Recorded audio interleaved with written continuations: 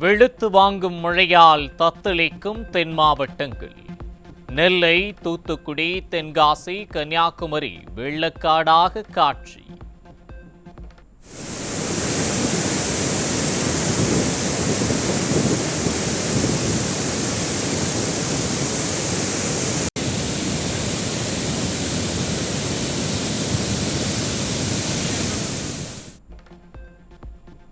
வரலாறு காணாத பெருமழையால் தத்தளிக்கும் நெல்லை மாவட்டம்.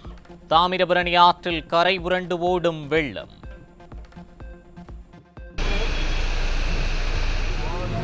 வீடு முங்கிட்டுனா இதுல கடை ஃபுல்லா தண்ணி.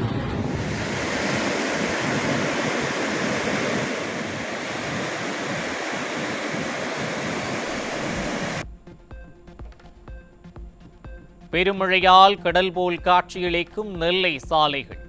தண்டவாளங்கள் மழை நீரில் மூழ்கியதால் ரயில் போக்குவரத்து பாதிப்பு.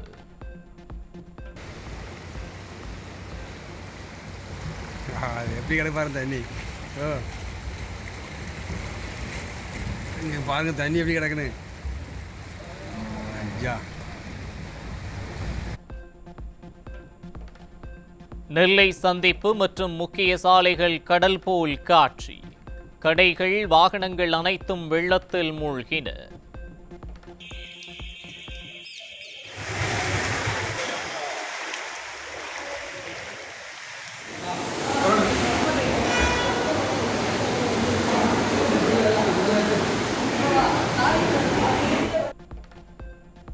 இடைவிடாத கனமழையால் தனி தீவானது நெல்லை மாநகர். மாவட்ட ஆட்சியர் அலுவலகம் உள்ளிட்ட அனைத்து இடங்களிலும் வெள்ளத்தில் தத்தளிப்பு.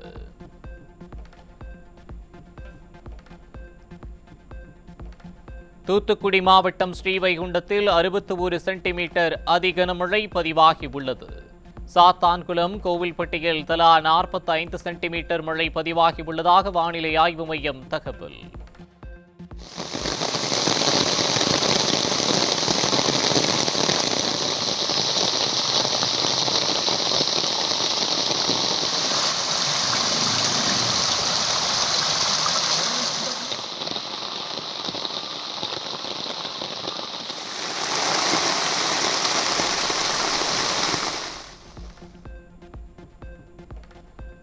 தென்காசி மாவட்டத்தில் வெளுத்து வாங்கும் மழையால் மக்கள் வீடுகளில் முடக்கு. தொடர்ந்து பெய்து வரும் கனமழையால் குற்றால அருவியில் காட்டாற்று வெள்ளம்.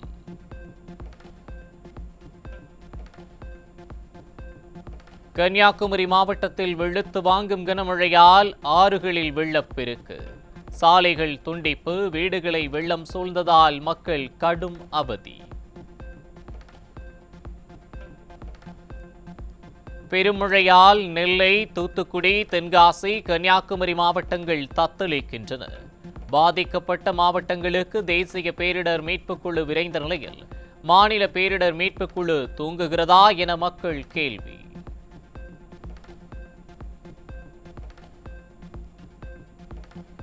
அதிக கனமழை காரணமாக நெல்லை மாநகரில் மின்சாரம் துண்டிப்பு.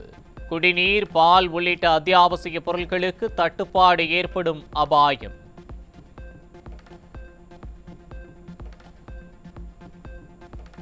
தென் மாவட்டங்கள் வெள்ளத்தில் தத்தளிக்கும் நிலையில் முன்னெச்சரிக்கை நடவடிக்கை முடுக்கிவிடாமல் அலட்சியமாக இருக்கும் விடியா திமுக அரசு.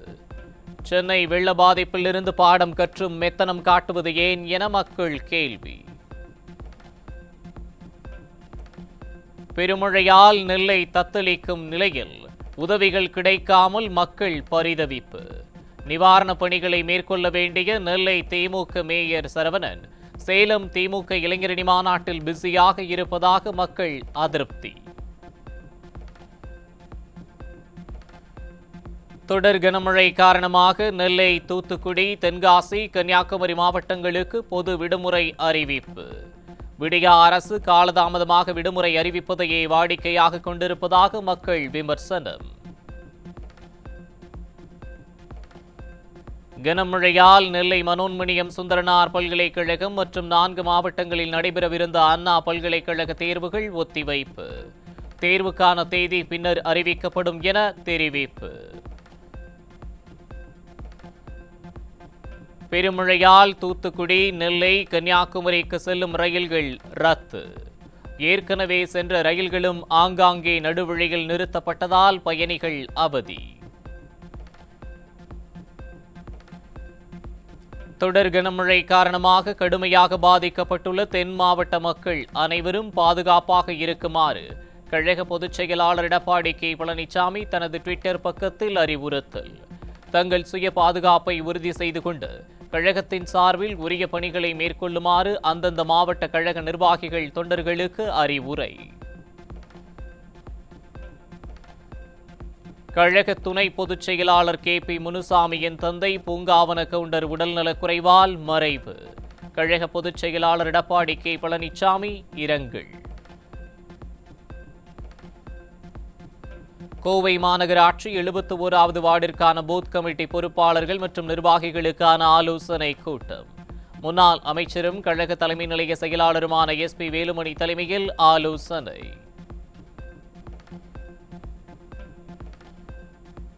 சென்னையில் 24 மணி நேரத்தில் அரங்கேறிய 3 கொலைகள். விடிய ஆட்சியில் தலைநகரில் சந்தி சிரிக்கும் சட்டம் ஒழுங்கு.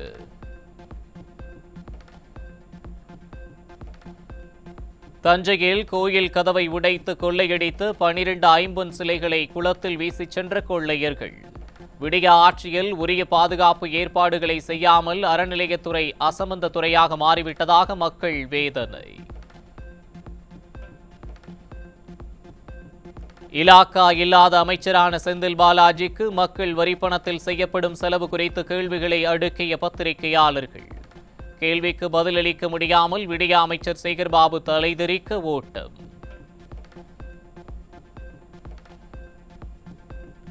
கடந்த அதிமுக ஆட்சியில் வரத்து கால்வாய்கள் சீரமைக்கப்பட்டதன் பலனாக முழு கொள்ளளவை எட்டியது பூண்டி சத்தியமூர்த்தி நீர்த்தேக்கம்.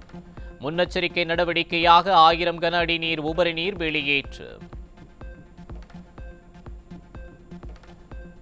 வழக்கத்திற்கு மாறாக சீற்றத்துடன் காணப்படும் ராமேஸ்வரம் அக்னி தீர்த்த கடல். பக்தர்கள் ஆபத்தான பகுதிக்கு செல்ல வேண்டாம் என மரைன் போலீசார் எச்சரிக்கை.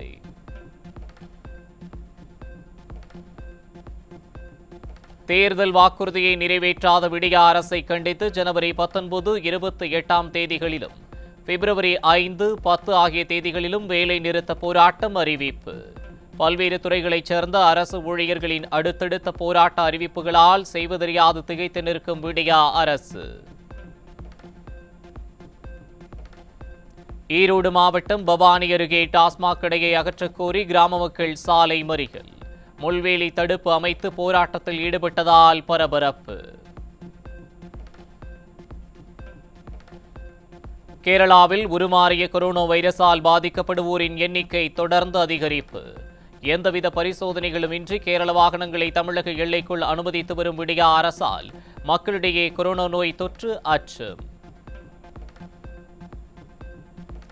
NLCயின் சுரங்க இயந்திரங்கள் தொழிற்பயிற்சிக்கான தேர்வு சரியாக தமிழாக்கம் செய்யப்படாத விவகாரம். குளறுபடி காரணமாக தேர்வை தள்ளி வைப்பதாக NLC நிர்வாகம் அறிவிப்பு.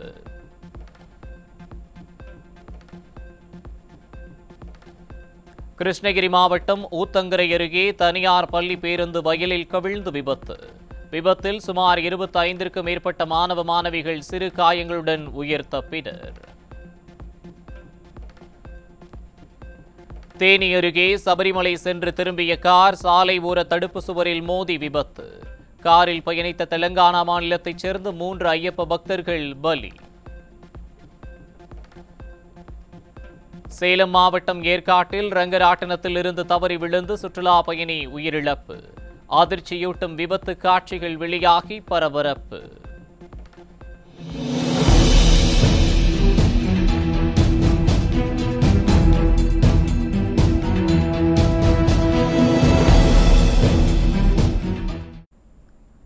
சென்னை திருவல்லிக்கேணியில் குடும்ப அட்டைதாரர்களுக்கு 6000 ரூபாய் வெள்ள நிவாரணத் தொகை டோக்கன் வழங்காமல் இழுத்தடிப்பு. டோக்கன் இல்லை என கூறியதால் நியாய விலை கடை ஊழியர்களுடன் பொதுமக்கள் வாக்குவாதம்.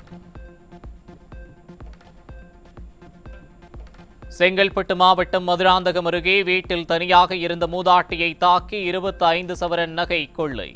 விடிய ஆட்சியில் அதிகரிக்கும் கொள்ளை சம்பவங்களால் தனியாக வசிக்கும் முதியோர்கள் அச்சம்.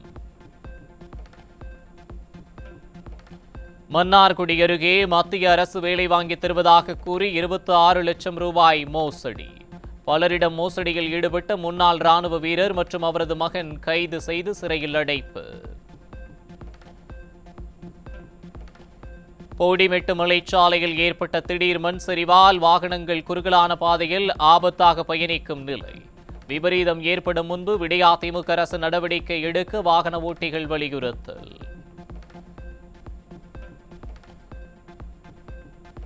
நீலகிரி மாவட்டம் உதகையில் கடும் குளிர் நிலவுவதால் பொதுமக்களின் இயல்பு வாழ்க்கை வெகுவாக பாதிப்பு. பகலிலேயே முகப்பு விளக்குகளை எரியவிட்டபடி வாகனங்களை இயக்க நேரிட்டதால் வாகன ஓட்டிகள் அவதி. கேரளாவில் கொரோனா நோய் தொற்றால் பாதிக்கப்பட்டவர்களின் எண்ணிக்கை 1500க்கும் மேல் அதிகரிப்பு. கொரோனாவால் பாதிக்கப்பட்ட 2 உயிரிழப்பு.